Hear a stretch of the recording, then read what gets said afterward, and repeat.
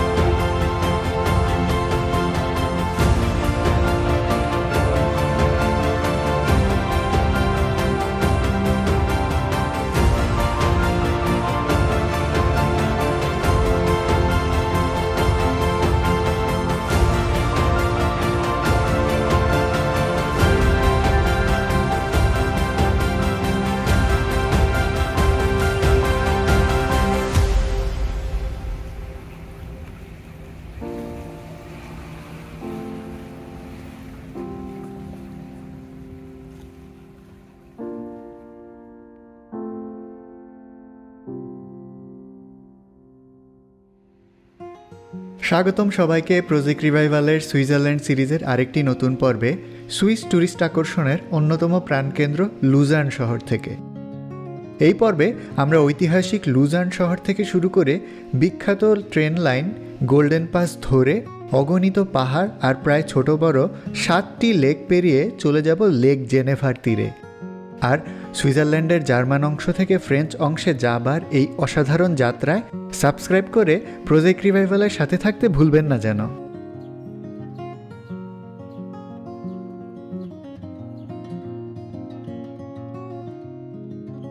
লুজার্ন সুইজারল্যান্ডের মাঝামাঝি ও সমুদ্রপৃষ্ঠ থেকে প্রায় 436 মিটার উচ্চতার এই শহরটির অবস্থান বিশালাকার লেক লুজার্নের উত্তর পশ্চিমে, যার অন্যদিকে রয়েছে সুইস আল্পসের পিলেটাস ও রিগি পর্বতমালা।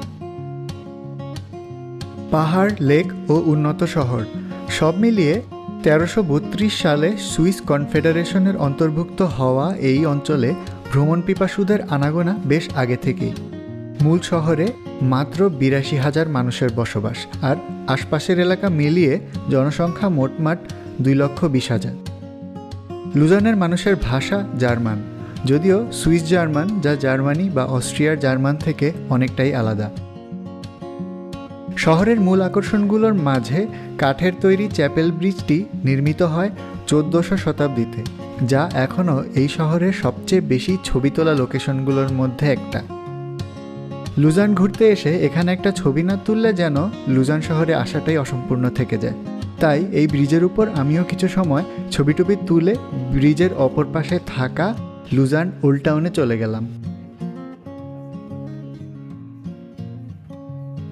রয়েস নদীর তীর ঘেঁষে গড়ে ওঠা এই পুরাতন অংশটি আয়তনে অন্য শহরের ওল্ড টাউনগুলোর তুলনায় বেশ ছোট হলেও সৌন্দর্যের দিক দিয়ে কিন্তু কোনো কমতি নেই। বর্তমানে কবলস্টোনের রাস্তার এই ওল্ড টাউনের পুরোটাই ট্যুরিস্ট আকর্ষণের জন্য সাজানো হয়েছে নানা রকম দোকানপাট ও রেস্টুরেন্ট দিয়ে, সাথে নামি দামি সুইস ব্র্যান্ডের উপস্থিতি তো আছেই।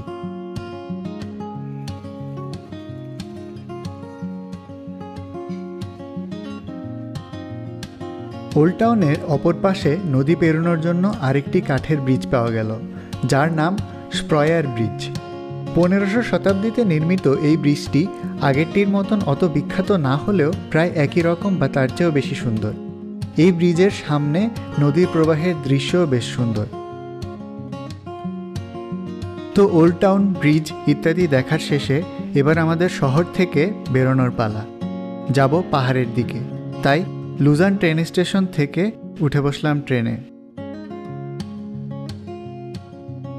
বিশালাকার লেক লুজার্নের উত্তর থেকে দক্ষিণে ট্রেন চলছে লেকের পাড় ধরেই, আর চলতে চলতে একসময় লেক থেকে পাহাড়ের দিকে ট্রেন উঠতে লাগলো। আর ট্রেনের জানলা দিয়ে চমৎকার সেই দৃশ্য উপভোগ করাই এই জার্নির মূল আকর্ষণ। ছোট ছোট পাহাড়ি গ্রামগুলো দেখার মতো সুন্দর, মনে হচ্ছে যেন এই সবগুলো গ্রামেই কয়েকদিন করে থেকে যেতে পারলে মন্দ হতো না। আমাদের এই ট্রেন জার্নির যে রুট তার পরিচিত নাম হচ্ছে গোল্ডেন পাস। লুজার্ন থেকে শুরু করে প্রায় 3টি মাউন্টেন পাস ও 7টি লেক এই রুটের মূল আকর্ষণ। আর তার মাঝেই এখন আমরা লুজার্ন থেকে যাচ্ছি সমুদ্রপৃষ্ঠ থেকে প্রায় 1000 মিটারের কিছুটা বেশি উচ্চতার ব্রুনিশ পাসের দিকে। পথে 2টি সুন্দর লেক লুগিয়ার্ন ও জার্নেন পড়ে। লেকগুলোর পানির নীল রং দেখে মনে হবে যে ফটোশপ করা ছবি যেন কেউ ট্রেনের জানালায় লাগিয়ে দিয়েছে।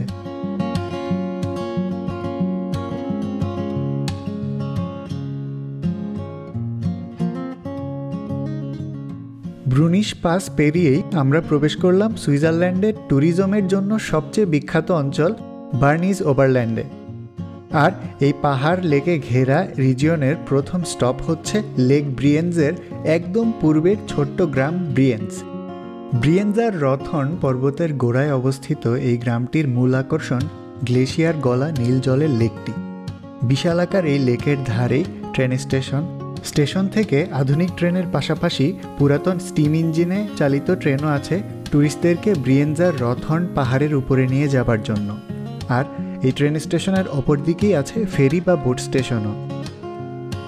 এখান থেকে পুরানো আদলের স্টিম বোটে করে লেকে ঘুরে বেড়ানোর সুবিধা আছে, যা লেকের অপর প্রান্ত ইন্টারলাকেন পর্যন্ত চলে। প্রায় 1.25 ঘন্টার এই ফেরি জার্নিতে গ্লেশিয়ারের নীলাভ পানির লেকে ঘুরে বেড়ানোর অভিজ্ঞতা সত্যিই চমৎকার। আর সেই চমৎকার অভিজ্ঞতার বিস্তারিত রয়েছে গত পর্বে, যার লিঙ্ক এই ভিডিও ডিসক্রিপশনেই পাওয়া যাবে। ইন্টারলাকেন, যার মানে হচ্ছে একাধিক লেকের মাঝের জায়গা। আর নামের মতনই পশ্চিমে লেক থুন ও পূর্বে লেক ব্রিয়েন্সের সাথে দক্ষিণের ইয়ুংফ্রাও পর্বতমালা। সব মিলিয়ে এই অঞ্চলের সৌন্দর্য সারা পৃথিবীর ভ্রমণপিপাসু মানুষকে আকৃষ্ট করে প্রায় সারা বছর জুড়েই।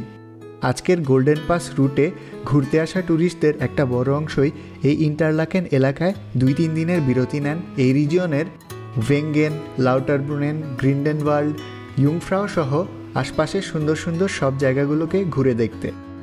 ঠিক তেমনভাবেই আমরাও এই অঞ্চলের আনাচে কানাচে ঘুরে বেরিয়ে বিস্তারিত দেখানোর চেষ্টা করেছি গত পর্বে। সেই পর্বটি ইতোমধ্যে না দেখে থাকলে ভিডিও ডেসক্রিপশনের লিঙ্ক থেকে অসাধারণ সেই পর্বটি দেখতে ভুলবেন না।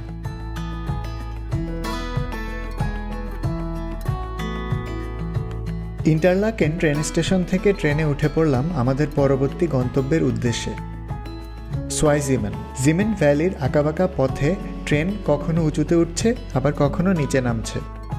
আর জানলা দিয়ে এই পাহাড়ি দৃশ্য দেখতে দেখতে 1 ঘন্টারও কম সময়ে পৌঁছে গেলাম সোয়াইজিমেন ট্রেন স্টেশনে।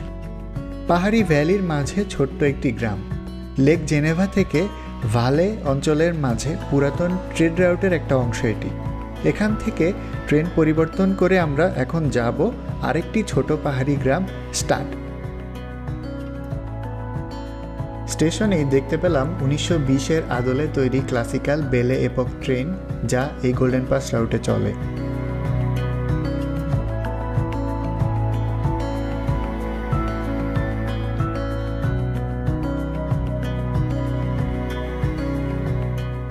যেতে পথে পাহাড়ের মাঝের এই ভ্যালিটিকে বেশ খোলামেলা জায়গায় মনে হলো, ছড়ানো ছেটানো ঘরবাড়ি আর ফার্মের জন্য। এই পাহাড়ের মাঝে একটা ছোট প্রাইভেট এয়ারপোর্টও চোখে পড়ার মতন। তো স্টাড স্টেশনে নেমে দেখা হয়ে গেল গোল্ডেন পাস রুটের নামের সাথে মিল রাখা গোল্ডেন রঙের ট্রেনে। এই ট্রেনেই যাব বাকিটা পথ, তবে এই সুন্দর জায়গাটিকে একটু ঘুরে দেখার পরে।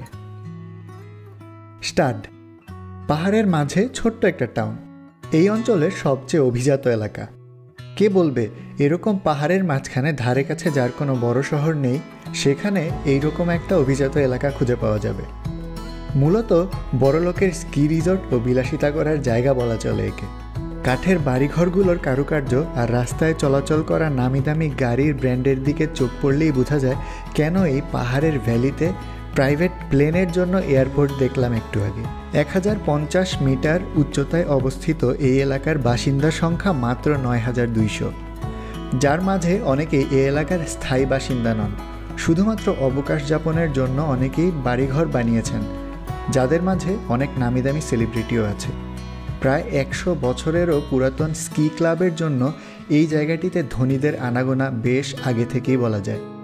তো এখানে থাকার সামর্থ্য না থাক, তাই বলে হেঁটে দেখতে তো আর টাকা লাগে না, তাই স্টেশনের সাথে থাকা মূল শপিং স্ট্রিটটা ঘুরে দেখি।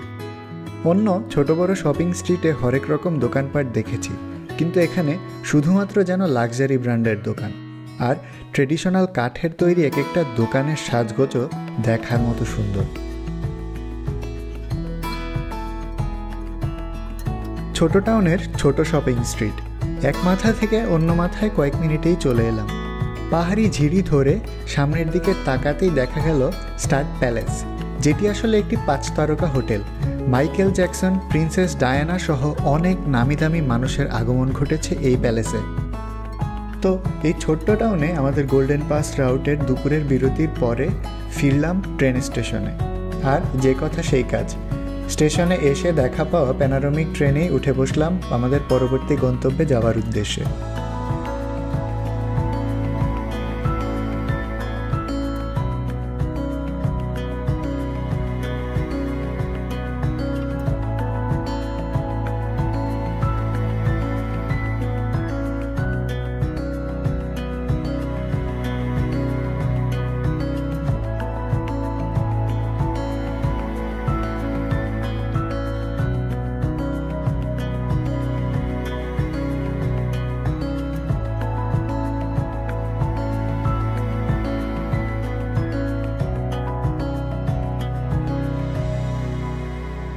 স্টার্ট থেকে বেরোতেই আমরা সুইজারল্যান্ডের জার্মান স্পিকিং এরিয়া থেকে বের হয়ে প্রবেশ করছি ফ্রেঞ্চ স্পিকিং এরিয়াতে।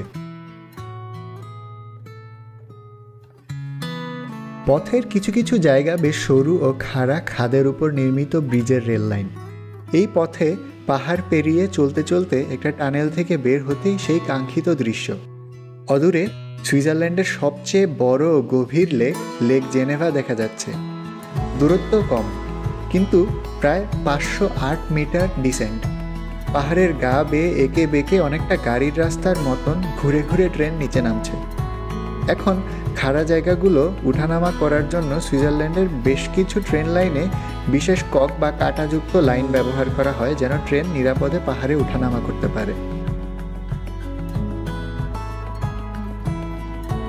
তো লেকের দৃশ্য দেখতে দেখতে পৌঁছে গেলাম লেক জেনেভার তীরে অবস্থিত টাউন মন্ট্রোয়ার। সুইজারল্যান্ড আর ফ্রান্স বর্ডারে অবস্থিত বিশালাকার এই লেকের 60 ভাগ সুইজারল্যান্ডে ও 40 ভাগ ফ্রান্সের সীমানায়, আর এই অঞ্চলের কমন ভাষা হচ্ছে ফ্রেঞ্চ। ট্রেন স্টেশন থেকে নেমে চলে এলাম লেক জেনেভার তীরে। লেকের তীর ঘেঁষে অনেক লম্বা হাঁটার জায়গা, তবে মন্ট্রো এ লেকের পাড়ের অনেকটা জায়গা জুড়েই এটা সেটার খোলা বাজার। খাবার জিনিস থেকে শুরু করে জামাকাপড়, গহনা সব মিলিয়ে মানুষের আনাগোনা বেশ ভালোই বলা চলে। ফেরিতে করে লেকে ঘন্টার পর ঘন্টা ভেসে বেড়ানোরও সুযোগ আছে এখানে। তবে সুইজারল্যান্ডের অন্য যে কোনো লেকের থেকে এই লেকের পাড়ে বড় বড় স্থাপনার সংখ্যা অনেক বেশি। সেটা লেকের পাড়ে বসতি হোক কিংবা নানা মানের হোটেলই হোক না কেন, চোখে পড়ার মতন। লেকের পাড় ধরে খানিকক্ষণ হাঁটাচলা করতে করতে অনেক প্রাইভেট ইয়াট চোখে পড়ল। লেক জেনেভার আশপাশের এই এলাকায় বসবাসের খরচ পৃথিবীর সবচেয়ে ব্যয়বহুল জায়গাগুলোর মাঝে সবার উপরের দিকেই থাকার কথা, এবং এই এলাকার লাক্সারিয়াস ইনফ্রাস্ট্রাকচার দেখলেই বোঝা যায় যে এত খরচ এই এলাকাটাতে কেন, এবং কেন পৃথিবীর ধনীদের আকর্ষণের জায়গা এই এলাকাটি। তো মন্ট্রোতে কতক্ষণ ঘোরাফেরার পরে আবারও ট্রেনে উঠে বসলাম আমাদের দিনের শেষ গন্তব্যে যাবার জন্য। আমাদের এখনের গন্তব্য লজান। নামটা শুনে পরিচিত মনে হবে, কারণ সকালে আমরা যেখান থেকে শুরু করেছিলাম তার নাম ছিল লুজার্ন, আর এখন আমরা যেখানে যাচ্ছি তার নাম লজান। নাম যত কাছাকাছি হোক না কেন, আমাদের গোল্ডেন পাস রাউটের একেবারে শুরুর এবং শেষ মাথা দুটো। লেক জেনেভার পাড় দিয়ে ট্রেনে করে সুন্দর লেকের দৃশ্য দেখতে দেখতে একসময় পৌঁছে গেলাম লজানে। আগের দিনের মতন পাহাড়ে হাইকিং বা অতিরিক্ত হাঁটাহাঁটি ছিল না আজকের দিনে। দিনের প্রায় পুরোটাই ট্রেনে বসে এত সুন্দর জায়গা দেখে ঘুরে ফিরে এখন লেক জেনেভার পাড়ে বসে লেক ঘিরে মানুষের কোলাহল দেখছি, আর মনে মনে সুইজারল্যান্ডের ট্রেনের ইনফ্রাস্ট্রাকচারের প্রশংসা করছি। আসলে কত অসাধারণ সব ট্রেনের লাইন, আর কত কত সুন্দর ও দুর্গম জায়গাতেও কত সহজে নিরাপদে চলে যাওয়া যাচ্ছে। এমন ভালো যোগাযোগ ব্যবস্থা পৃথিবীর আর কোথাও আছে কিনা সন্দেহ।